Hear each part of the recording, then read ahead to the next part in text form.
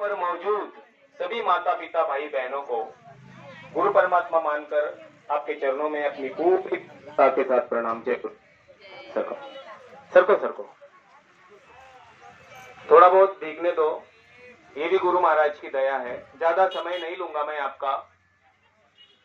जिस महापुरुष की तस्वीर आप मंच पर देख रही हो माताओं बहनों, आज तक इस धरती पर बहुत सारे संत फकीर और महात्मा आए, लेकिन जिस महापुरुष की तस्वीर यहाँ मंच पर विराजमान है, ये बाबा जय गुरुदेव ऐसे महापुरुष है। 24 घंटों में से 24 घंटे जिसका विश्वास इन पर, जिन्होंने इस पे मन पर विश्वास बना लिया है, उन पे इनकी नजरें 24 घंटे बनी रहती है। बहुत सारी बातें आप लोगों ने सुनी। एक बात मैं आपको बताता हूँ, जिस तरह आप अपने गांव में शाकाहारी का प्रचार करते हो, वैसे ही हम हमारे गांव में गुरुवार की सुबह 4:30 बजे हमारे प्रेमी भाई बहन निकलकर पिछले 10 सालों से शाकाहारी प्रचार की फेरी लगाते हैं गुरुवार के दिन। अब सबसे आगे झंडा पकड़ करके मैं चलता था और पीछे में हमारे गुरु प्रेमी भाई बहन।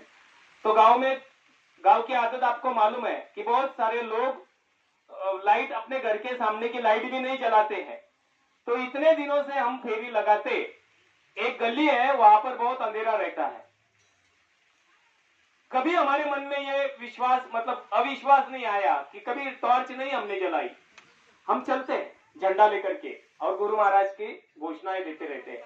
लेकिन जिस दिन, पता नहीं उस दिन क्या हुआ था, चलते चलते जब वो गली लगी, अंधेरा लगा, तो मैंने पिछले गुरु भाई से कहा कि टॉर्च लगाओ। तो उन्होंने टॉर्च लगाई। बस 4 कदम आगे मैं पहुंचा, वहां पर इतना बड़ा सांप पड़ा हुआ।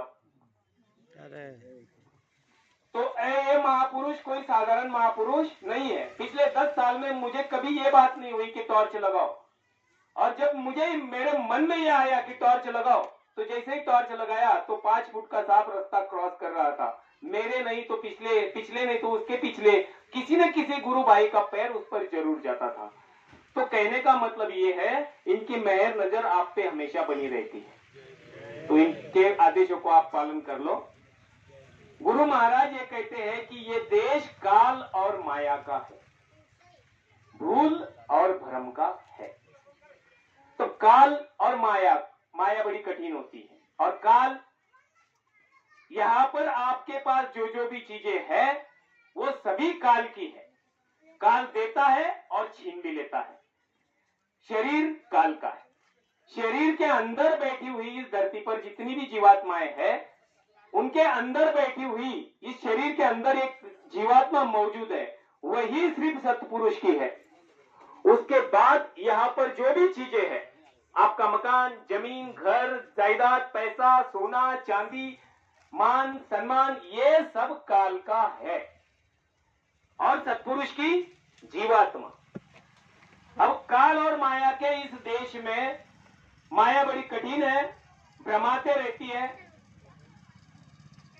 गुरु महाराज कहते हैं, महात्मा कहते हैं कि हाड़ मांस की पेटी, हाड़ मांस की पेटी, उस पे लपेटा चाम, एक बना बेटा और एक बनी बेटी।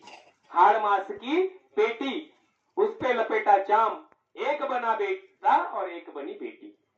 ये जो भी है, हम कहते हैं मेरा बेटा है, मेरी बेटी है, मेरा ये है, मेरा घर है, मेरा परिवार है, ये सब का सब काल का है।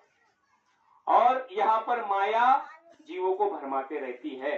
माया इतनी कठिन है कि 60,000 वर्षों की तपस्या करने वाले विश्वामित्र जी को भी इन्होंने भ्रमित कर दिया। 60,000 वर्षों की तपस्या, जो साधना में क्या आनंद उनको आता होगा, क्या रस उन्होंने प्राप्त किया होगा, और वो साधना से कितनी चीजें उन्होंने पाई होगी, उसके बावजूद भी माया ने उनको गिरा दिया। तो गुरु महाराज कहते हैं, यहाँ पर आपकी सेवा बढ़ेगी, आपकी साधना बढ़ेगी, तो काल और माया आपको गिराने के लिए हमेशा तैयार रहेंगे। 60,000 वर्षों की तपस्या छोड़कर विश्वामित्र जी अगर संसारी भोग विलासों में अभिलाषा रखते हैं, तो हम आप लोगों की क्या औकात है, गिर सकते हैं। इसीलिए चाम पर रक्त, हड्डी मांस रक्त के चाम पर चढ़ा चाम, और उसकी सुंदरता देखकर होती नींद हराम। माया तेरी बड़ी कठिन है राम।